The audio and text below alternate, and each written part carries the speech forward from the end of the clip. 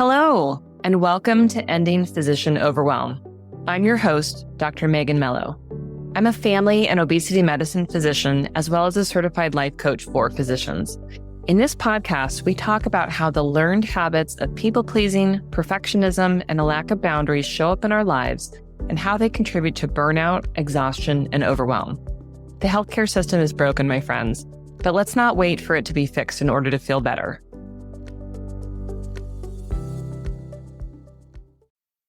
Well, hello, my friends, and welcome to today's episode. I am so excited to bring you another special guest episode. Today, I'm talking with Kristi Angevine, who is a physician coach that I have been listening to for a long time now and love her podcast. And so I'm so grateful that she has agreed to join me today. So, Kristi, welcome to the show. And it's just such a pleasure to meet you. Yeah, it's a pleasure to meet you too. I always see these podcasts as our excuse to get together, sort of in quasi real life, whether we've met or not, just to be able to have coffee and talk about all these important things. So Thank you for having me on your amazing podcast. Yeah, thank you. So I'd love for you to start out by telling us a little bit about who you are and what you're doing for those of my listeners who aren't familiar with your work. Yeah. So as you said, I'm a physician and I'm a life coach. I am the host of Habits on Purpose, and I coach mostly women. Many physicians, but I coach people who are oftentimes, they self-identify as being high achievers, who are overthinkers and have a lot of the things that you talk about on your podcast. And I help them work on taking habits of theirs that might be habits of mindset or emotional responses or behavioral habits and shifting them to things that are as intentional as they can possibly be. Great. And I always have people start with your episode. I think it's number 3 of you might be a perfectionist because right. So many people, I think we don't identify ourselves as perfectionists just because exactly as you said, like we don't think we're perfect enough to be perfectionists, and yet we have these perfectionist habits that are causing, so much drama and distress in our lives. And So for those of you listening, if you haven't heard Kristi's podcast, go and it's Habits on Purpose, and you need to go listen to episode number 3. I think it's you might be a perfectionist if it's you might be a perfectionist. I can't remember the exact number, but I remember.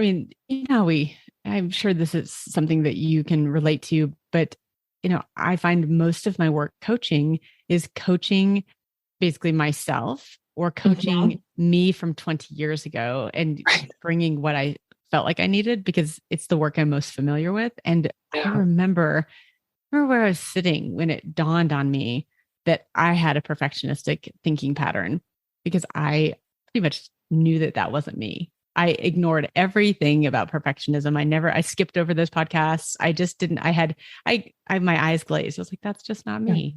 Yeah. And then when I realized, that's sort of actually the heart of having a perfectionistic thinking pattern, it shifted so much for me. So all those episodes, they're for me. Yeah. I hear that. Absolutely. So tell us a little bit, you experienced burnout relatively early in your career, and it sounded like that triggered a lot of uncertainty for you of, did I do the right thing? Am I in the right place? Should I really be doing this work as a physician? Talk a little bit about what that was like and sort of what you were going through with that experience. Well, I love how you just sort of listed those questions. Those were all the questions that were going through my head at the time. Should I be doing this? Am I in the right place? Did I pick the wrong vocation? Did I pick the wrong field of medicine? I just remember I didn't call it burnout so much, like for me, because I wasn't sure if that's what it was. Like I remember thinking, that happens when you're, 30 or 40 years into your career. And I haven't earned it yet. So I can't be there yet. And I remember even mentioning something about burnout, and a colleague of mine said something like, you just started, you can't be burned out. And so I remember thinking, okay, it must not be that. But all the things that I was experiencing would fall easily under that umbrella, right? I just felt sort of stuck and confused. But I remember I felt sort of disconnected from the work I was doing in a way that I didn't like, because I really loved the work I did. And it was sort of like I was holding two things together at the same time. I was feeling disconnected, just like I was floating along, and at the same time feeling deeply connected to my patients, loved my colleagues, loved teaching residents, and yet just didn't know what to do with all these emotions I had. And so for me, I just felt sort of stuck and like unmoored, just like I was walking on ball bearings. And that question of, did I do the right thing? It prompted me, like what that looked like in my life at the time. This is pre-coaching, where I didn't quite understand why I was thinking what I was thinking or what was going on. It prompted me to do all these internet searches, other careers, doctors doing other things, doctors leaving medicine. Did I pick the wrong field? OBGYNs looking for something else. I remember I talked to physicians who had shifted to medical writing or had shifted to something in pharma. And I got a coach at the time who was amazing. And she helped people sort of transition to non-clinical work or to doing something else. And I think the biggest benefit I got from working with her was just helping me feel less alone. Yeah. Because I felt so alone, like I had chosen, like there was something wrong with me, that I had chosen that what I called the wrong thing, just because my experience was difficult and challenging. And I don't know that I even think I chose the wrong thing. I just think at the time, though, that was my conclusion. Well, it's so stressful. It must mean that I picked something wrong. Yeah. And, you gave up your 20s to do so. And how, how sad is that, right? That now it must be the wrong thing because it doesn't feel right. You don't feel happy or fulfilled, even if you value the work that you're doing. Exactly. Yeah. Yeah. Oh, that's so good. And so you went through this experience and you were able to sort of push on, as it were, right? You didn't leave medicine at that time. Tell us what that was like, sort of as you were, I call it recovering from burnout. It's kind of like we go through these swings, I think, a lot of the time. What did it look like as you were sort of refocused back into medicine? Yeah. So, I think one thing I would want to emphasize is that from the outside, I don't think anybody would have known what I was feeling, because I did get so much joy out of delivering babies, operating. The partners I worked with were amazing. I really did love many aspects of it. So while I was there, I had this thought, like, I owe it to myself and to my people around me to give it my all. So while I was there, they did look fine. Yeah. It's just when I would go home at the end of the day or at the end of the week, or I'd look back, I just wondered why I felt kind of like a shell and like something was missing that I couldn't identify. So when I had all that and I talked to friends, I talked to family, I was at the same time feeling like I did need to be a little bit discreet, because I didn't want to show up every day having my patients think I didn't care, because I really did, or having my partners think, oh, she's just about to leave us. Because I thought, well, that's not fair. And that's not really where I am. But I remember once I reached out and got some coaching and got all the help, I realized that there were things in medicine that I really did value. And at the time, because this is my first job at residency, what I decided was, okay, I'm just going to amplify those things. I loved teaching. I loved educating. So I went on this whole sort of like side world that I don't know if I spoke much about, where I created this, I was going to create a course that was called a pregnancy primer that I was going to be able to give to patients, that was like online education to answer some of the questions that they would call it 2 a.m. about. I thought, oh, I could do this, and this could be something to supplement and maybe bring in some of the things I loved even more. And so for a while, I was looking at medicine. I was like, okay, I'm going to make this work no matter what. And I kind of had this revival of enthusiasm of like, okay, this is like maybe there's not a perfect choice. Maybe it's not that I needed to have been an architect or gone into psychiatry or done, some other field of medicine. It's just any job, any work is going to have things I like, things I don't like. And so I'm going to just do my best to sort of maximize and enjoy the parts I love, and also make the best of the parts that I don't love. And that, I think at the time, it was enough. Okay, this is what we've got. This is what we're going to do. But I did have a big transition because I basically had that one job, and then my family, we had moved across the country. So I went to a different job. It had a totally different format, sort of the structure of how the office worked. Instead of delivering all of your own babies, it was more of a traditional call schedule where you on call once a week, things like that. And honestly, that change in the scheduling provided me so much more brain space. We were busier, and yet I had like a discrete beginning and end to my days. So that I was like, okay, so now there's almost like a less blurring of the lines between personal and professional in a way that really did suit me. So that was sort of like phase 1 and phase 2 of Kristi reflecting on the existential crisis that is her career choice. Yeah.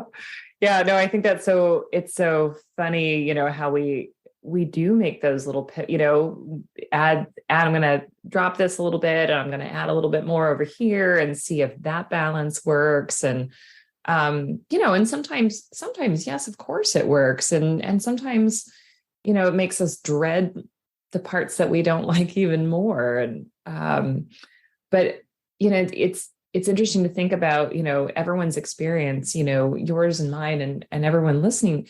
It's all a journey, right? And we don't always want it to unfold in the way that it does at the time. Right. But I know for myself, like I had to go through, the things that I did go through in order to get where I am now. And, and sort of seeing those paths looking back of like, what that was like. And just thinking too about the different conversations that were going on, say 10 years ago about burnout, like those words were not said that often. So it makes sense that it was reserved for somebody who'd been in practice for much longer than you. Totally. And yet we can experience burnout anywhere, anytime. Yes. And I didn't have that little I didn't have you on my shoulder as like a little bird saying, hey, actually, you can experience like what you're experiencing is valid.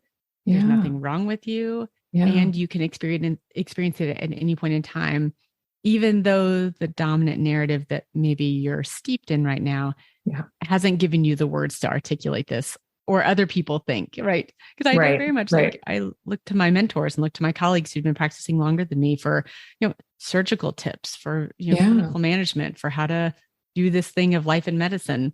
Yeah. And for sure, when it was like kind of burnout was, was the big bad word that, if somebody had burnout, that was a big problem.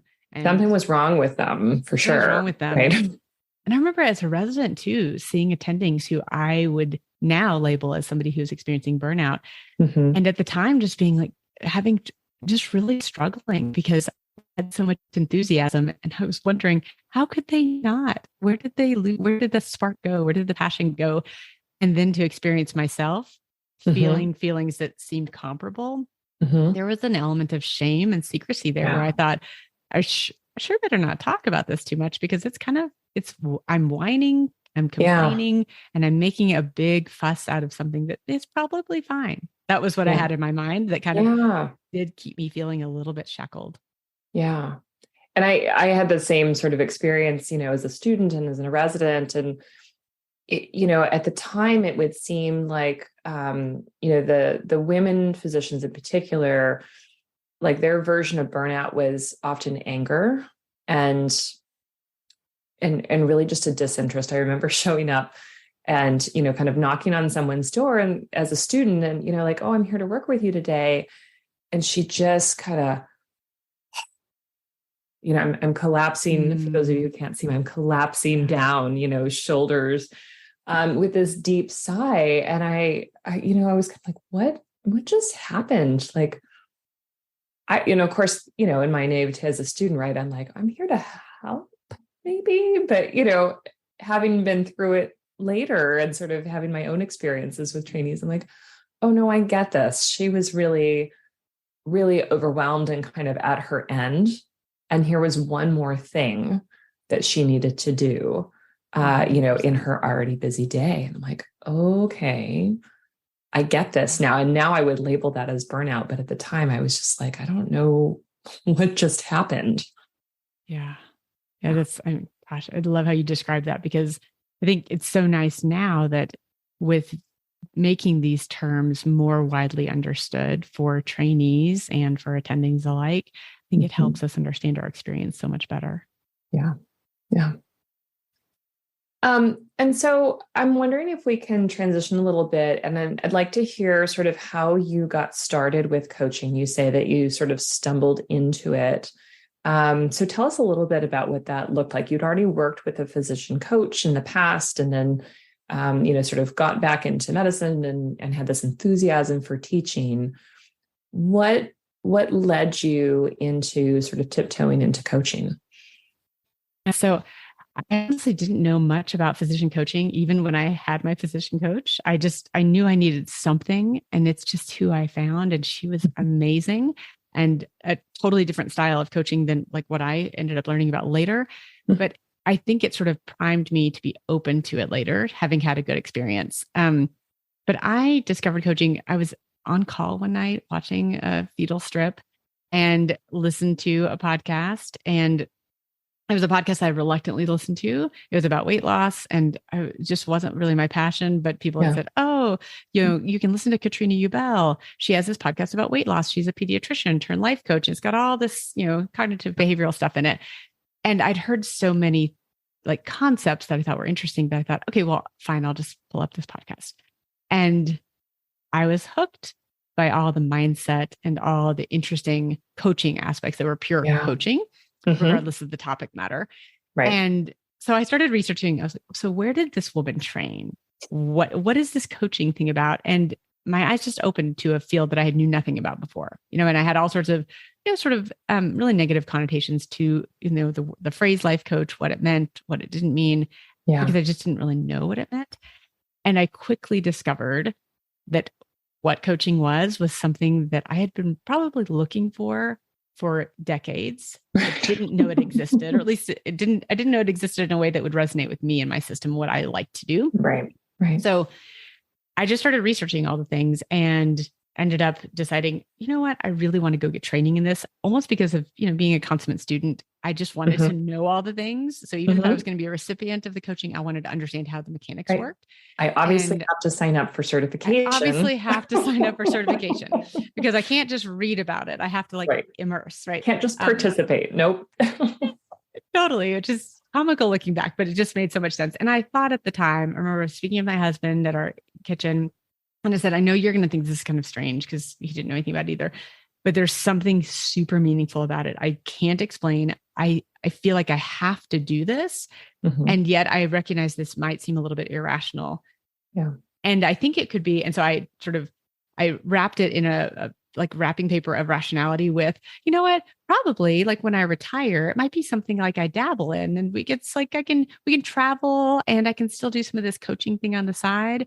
And I think just the way I talked about it, he was like, sure, great. Like if that's driving you, like, why not? And so I dove straight in. And then as you know, coaching is complex. It's takes years. It's a craft. I think it's something that's like medicine, where you don't just go to a weekend course and all of a sudden you're a laparoscopic surgeon who's, got the finesse of somebody who's been doing it for 10 or 20 years. So it took a while for me to even understand the complexity of it, but I dove in. And as I was doing coach training, alongside OBGYNing, and really loved my job. I'd found sort of a sweet spot of great partners. We had previous great partners, but just a different setup here. And I had no intention of doing coaching to leave medicine. But I was at a point where I found something that I loved as much, if not more. And so my dilemma wasn't, gosh, I'm burned out and therefore I need to leave. It was, oh, I've experienced burnout. I don't want to go back to that. And oh my gosh, I have found something that I like as much as this other thing that I've learned to love, that I really do love. How can that be possible?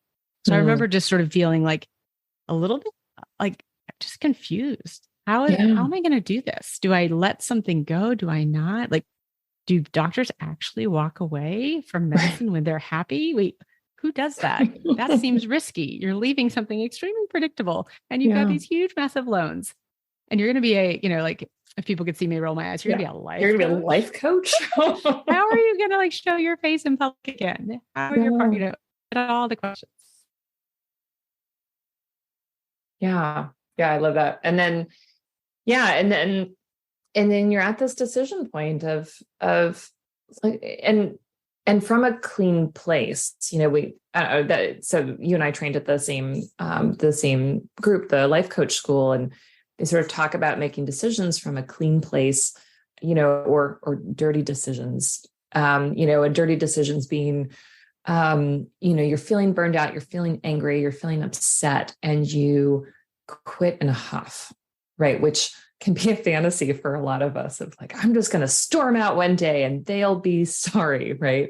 And then it feels so yucky, like all of it, because of course you don't really get the reaction that you want and you don't feel good about all the things. But for you, it sounds like it was, no, I have something that I love here. I do love clinical practice and I love this too. Yeah. And it wasn't something I anticipated that would ever happen, especially since I'd gone through just working through all my thoughts about my career choice and coming to a really good place where like, okay, yes, there are other things I could have done. And yes, I would have also found ways and I would have probably loved them too. But this actually is a great match for me. There were so many things that were great matches that it was very disorienting, to be honest, to find something that I loved as much, especially something that, at least for me, I mean, at that time, I didn't feel like I had a good blueprint for, okay, if I decide to do coaching, this is how I build my private practice, just like I would do with my OBGYN patients. And then this is how I can expand and do, things that are a little bit larger with some groups. And this is how I would be financially solvent. I didn't have a clue how that would work. And I think just the world of being an entrepreneur was so new to me. It was very easy to just assume I will just do both. I will coach in the margins of my life. I'll get up early and I'll do things late and I will do things on the weekend just because I really want to learn this and it seems great. And I will just make that work. And what I discovered was if I was single and had no kids and perhaps no hobbies, I probably would have just overworked. Yeah. Not recognized. You can hustle your way through that for a while, right? Yeah.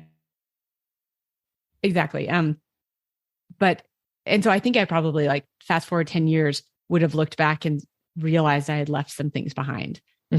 But because I have children and because I have a partner, I had the almost like the litmus test going off all the time of like, you're not as present. You seem like you're exhausted, all the things that I just didn't notice. I didn't notice how tired I was. I didn't notice that I was doing too much. Didn't notice that I'd let a lot of like self-care fall to the side or that I was just not as present as a parent. My husband was our stay-at-home parent. And so he was basically single parenting while I was just hustling. Doing all the things. Right. So when I realized that it was a bit much, I did a lot of soul searching for a long time with thinking, how can I back down a little bit clinically, back down a little bit coaching wise so that I can fit the two of them. And I kind of did that and that worked really well for a bit, but then I couldn't find the sweet spot there with how could I do both? And so that's when I started like having all these just thoughts about, is it really possible? And if it is, would I be willing to take that leap? Yeah. And is there a middle ground? And so for a while, what I did is ultimately when I decided and, my family and I decided, okay, we're going to do this. I'm going to back off from full-time clinical practice. It was it was not an easy decision to make. It was very difficult to communicate this to my partners. I mean, I remember I was like waited to the very end of this emergency COVID meeting that was going on because COVID had just hit and I'd already decided. And I thought, oh my gosh, I can't not tell them because we have all this other stuff going on. We need to be able to plan appropriately. We need this, we had all these logistics for our practice. And I remember just, all the tension and stress and crying as I was telling them because I just had all these emotions. And I did a laborist position for a while. So and that was great because it was a lot of the things that I loved about my job. And it was with people that I loved in a community that I loved, and it worked great. And what I didn't expect it was that going from full-time, doing those shifts every week to just doing those 24-hour call shifts, I really thought, if I do one shift a week, it's fine. Like that's easy. 4 shifts a month. I mean, I was working with people who were doing multiple times that. And that's what I used to do. So I thought it would be really fun and easy. And what I discovered is as soon as I started resting more, that those shifts were actually harder than I gave them credit for. And it took me a while to recover from them. And it didn't really feel good. It felt harder than I wanted it to be.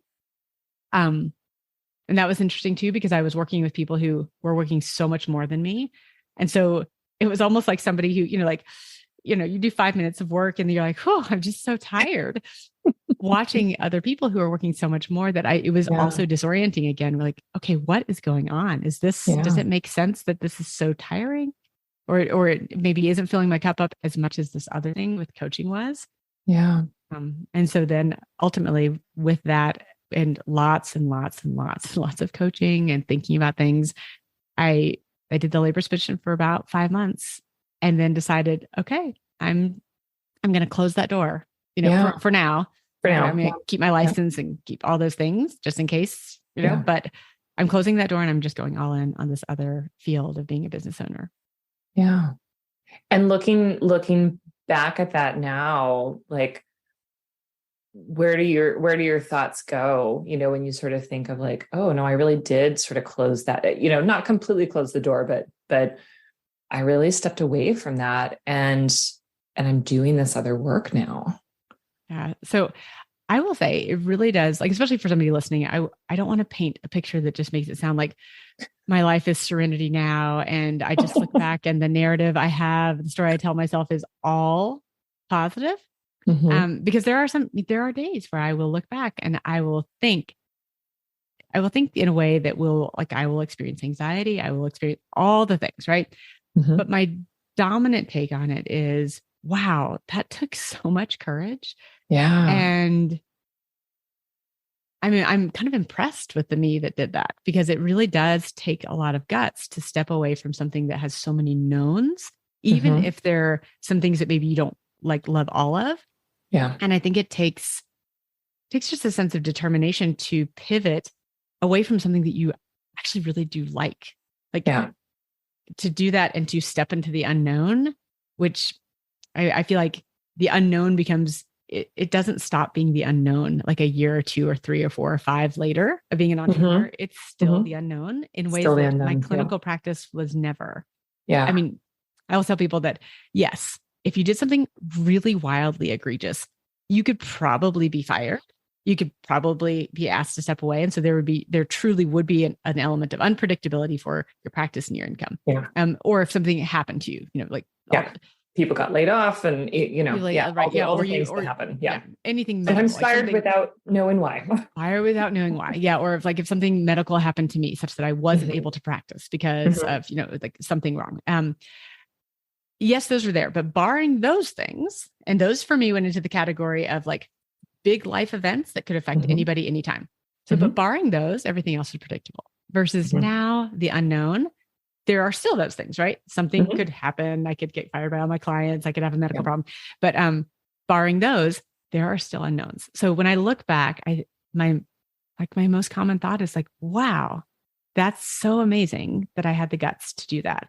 And I'm so glad that I did, not to have gotten away from something, but just to go towards something that I loved so much. And I find so much joy in, and so much, it feeds that hunger I have for learning new things. Not that I didn't have that in OBGYN. I mean, you can't stop learning there if you're plenty of stuff to learn, a resource for your patients, but it's just learning that's a different flavor. And it's something that I just really love. I will get up early to read and watch and do things for coaching in a way that feels fun. It doesn't feel like work. Yeah.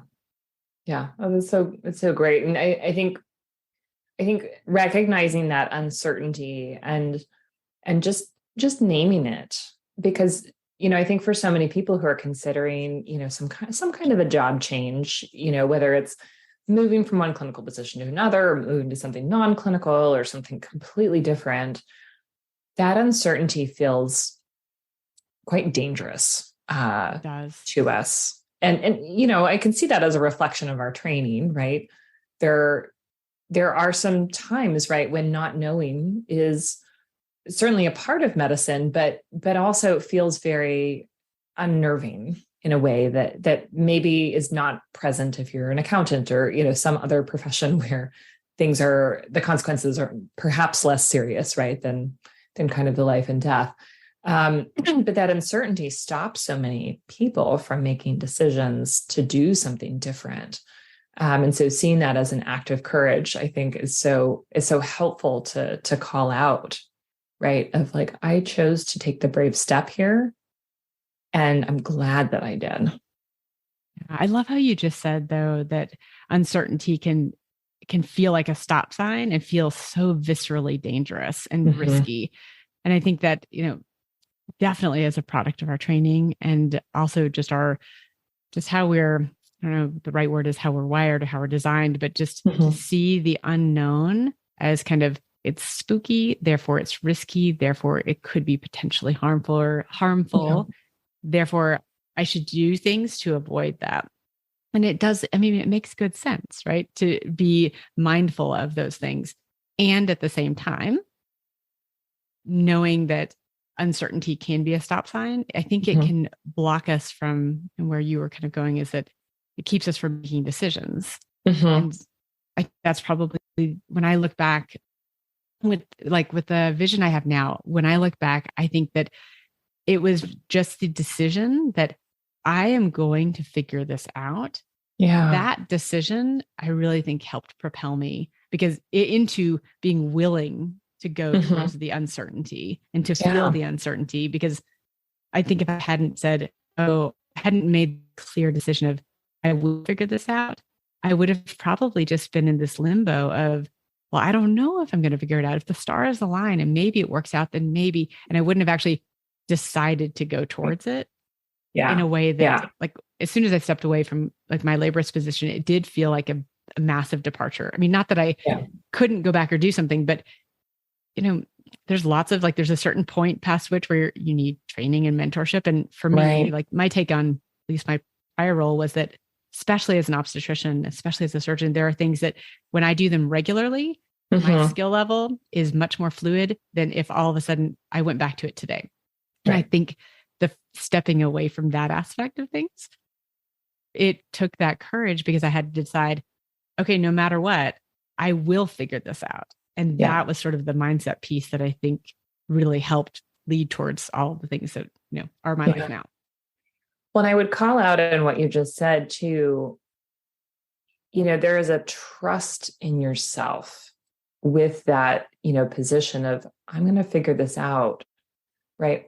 You're trusting yourself that you're going to figure that out, which is, another area that I think so many of the physicians that I talk to really struggle with. They might trust themselves to do the right thing and take care of their patients and, figure out something medically for someone else, but having trust in themselves that they will make sure that they and their families are okay, that feels like a very different a very different challenge for people. And it seems to me, and you can please share your experience with people as well. It seems like we have a real lack of trust in ourselves, that we will show up for ourselves, that we will, be there for ourselves. And so I'm so glad that you sort of mentioned it that way. I love how you just named the trust piece, because I think when I look back, I don't know that I explicitly recognize that that's what it was. Probably wouldn't have said it that way. I wouldn't have, but I totally would now. It was a trust. And I think it's almost like there's two sides to this coin, because on one side, exactly like you just said, that trust in ourselves sometimes just feels super unsteady. Like the image that comes to my mind is trying to stand on like sheets of paper on water. It's like, that just doesn't seem to make any sense. And at the same time, I think when I do look back, there were times where I did have trust in myself with I trusted I was going to figure out how to get into medical school. I trusted that if I didn't get in here, I would reapply. I trusted that I would figure out how to get through all those classes and how to focus, even though it was difficult. I had this trust, but it wasn't something that I recognized as self-trust. but it was there. And so I think for people listening, if they think, oh my gosh, yes, like I trust the system and I trust when you give me the steps, I'll follow the instructions, I'll do all the stuff. But like when it comes to just me, myself, and I, that feels lacking. Yeah. I would wager that there are probably times in everyone's life when they look back there was trust. They just didn't label it as such. Yeah. But I do think your point, your point is so good though, because I think it's a skill we develop, trusting ourselves. Yeah. Even if it's, I trust myself to figure it out, even if figuring it out means I decide to go back and do something clinical, or I decide I'm going to go do contract work for somebody that I never thought I would do. Yeah. Because I trust myself to figure this out, even though I don't know the how. And Right. I think that's one of those skills that if we explicitly practice it, that's when it gets so much better, so much more quickly, because we're actually working on it purposely. Yeah. Yeah. And maybe naming it for ourselves more often, right? Of like, Yes. I'm trusting that I can figure this out. And if this doesn't work out, I trust that I will figure out something else, right? Because we always have. Yes. Oh my gosh. Yeah. So good. And I don't know where I heard it first. Like, I have no idea, but how we hear things and they stick with us. But one of the questions that I ask my clients and that I ask myself and that I really resonated with me the first time I heard it is, what would be different if I trusted myself completely?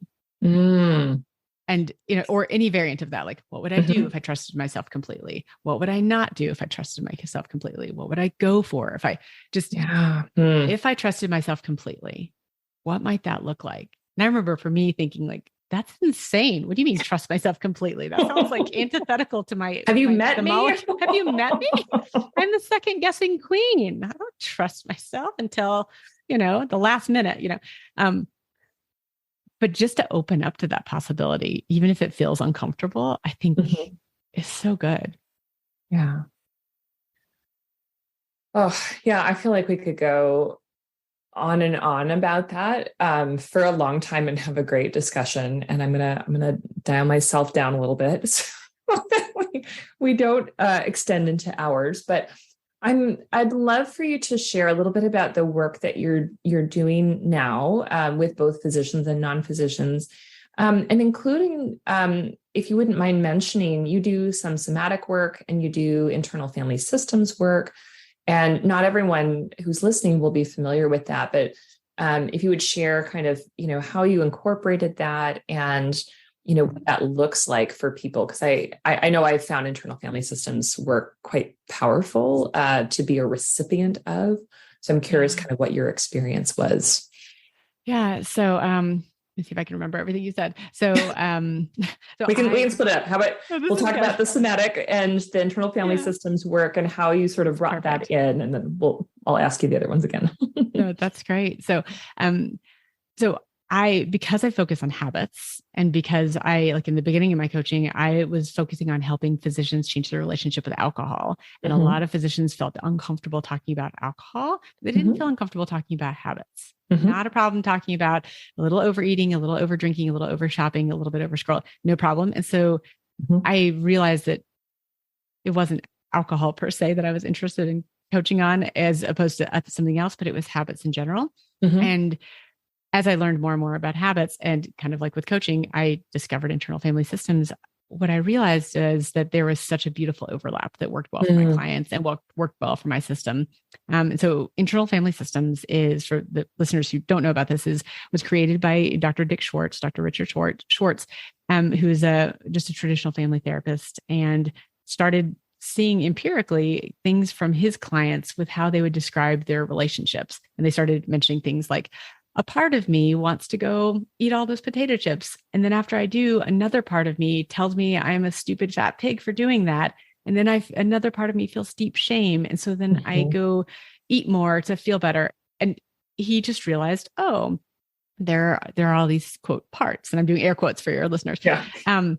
And so it's a model in psychotherapy that sees the human mind as a multiplicity. So instead of being a monomind, it's the idea that we all have parts or distinct subpersonalities, and that all of those parts have positive intent.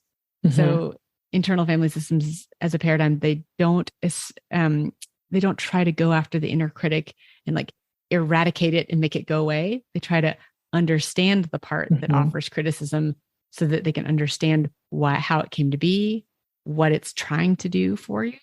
And then through coaching and therapy, understand if there's a different role that different parts in our systems might want to play. So sometimes our inner critic is doing its best to keep us safe, but really just wants to be our biggest cheerleader.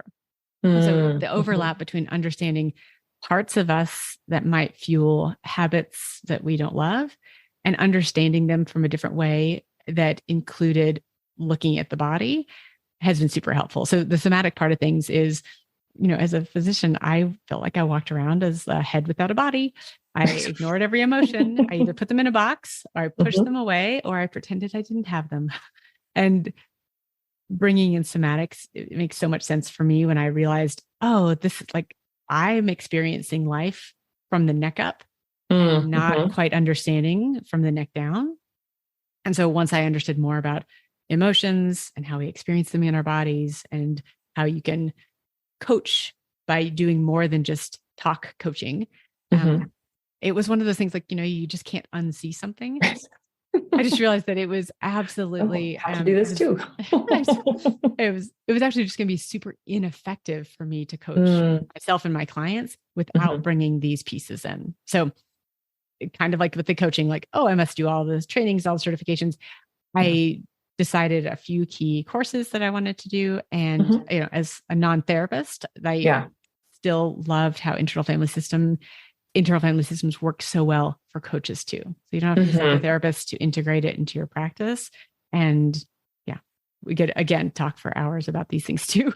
But it was one of those things that it just fits so well. And I love it. Oh, I love that. Yeah. I mean, just to call out what you said a little bit there, there's also this inclination to go after certification, after training, after certificate. My business mentor calls that learnitis, and we all have it, right? We're like, well, obviously I can't do this thing until I've gotten a certification in it and I've been checked off. Exactly. And it's like, okay, let's reel it back. There are some things that it makes total sense to do that for, and we don't have to do that for everything. Totally. I think it's so, lots of professions do this, but so classic in physicians where we are so used to just very high standards and lots of check boxes and very clear criteria for getting things that we want to have, all the credentials to make sure we're doing all the right things. In professional multiple choice test takers. Exactly. And so a question that, that I always ask my guests when they come on is, what do you want someone who's listening right now who is experiencing some of the same feelings that you were, at times during burnout? They're feeling overwhelmed. They're feeling really uncertain about, did I do the right thing? What would you like for them to know that you know now? Yeah. The number one thing is for them to know they are not alone. I feel like burnout and feeling uncertainty, it's so easy to go to the thought, I'm the only one. You look out and everybody else seems like they're doing fine or they're handling it better. And therefore, there must be something wrong with me. So you are not alone if you're feeling all the things that Megan just mentioned. And just because they're experiencing those things doesn't mean that there's something uniquely defective about them. Right. Those are the things that I wish I had known that I now know. And I think then the next part of that is, once you sort of realize, okay, so I'm not alone. And yes, it can be, it takes effort to find other people who you can talk to about this, but just knowing you're not alone, I think can provide some relief. But the next step is just to know that there are so many different ways to do this thing called your job and your life.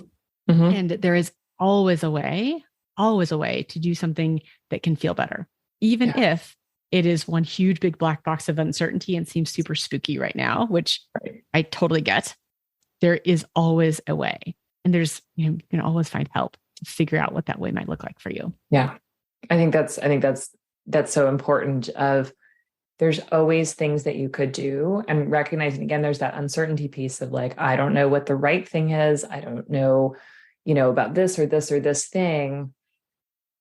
You can just get started with something and find help and find people. And that's good enough for now.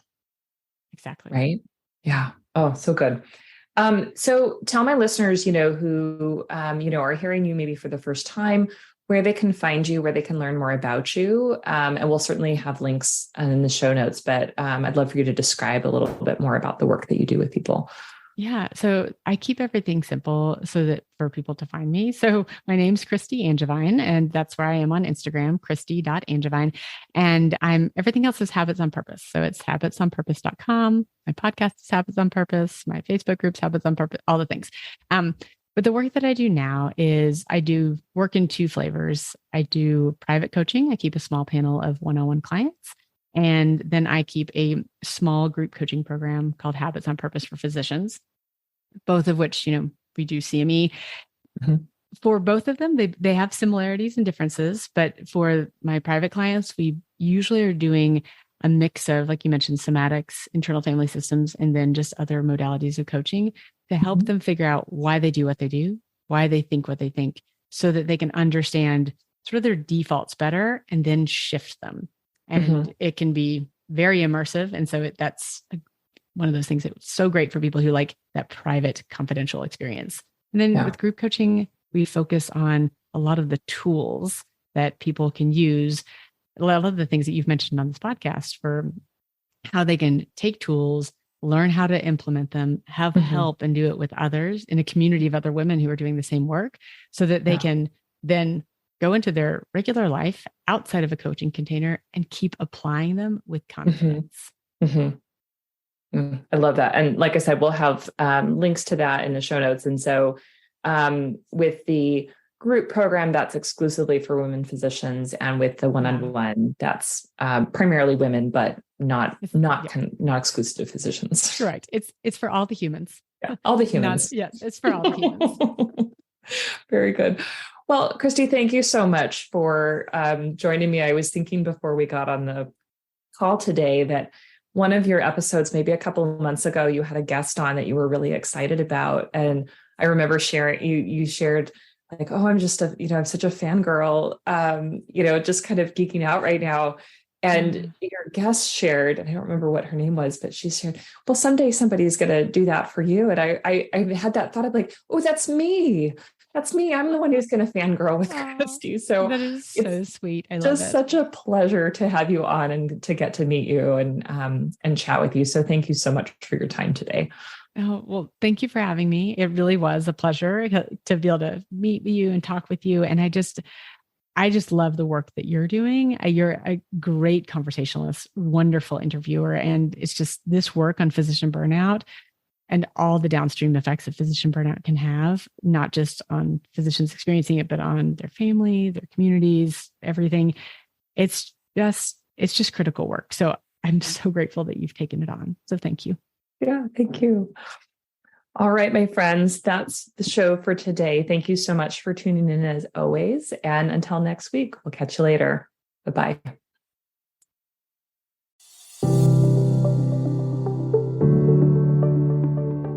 Well, that's our show for today. Thank you as always for listening. To learn more about my coaching programs, head to www.healthierforgood.com. And if you love this podcast, please drop us a review on iTunes or support the show by clicking the link in the show notes. Until next time, take care.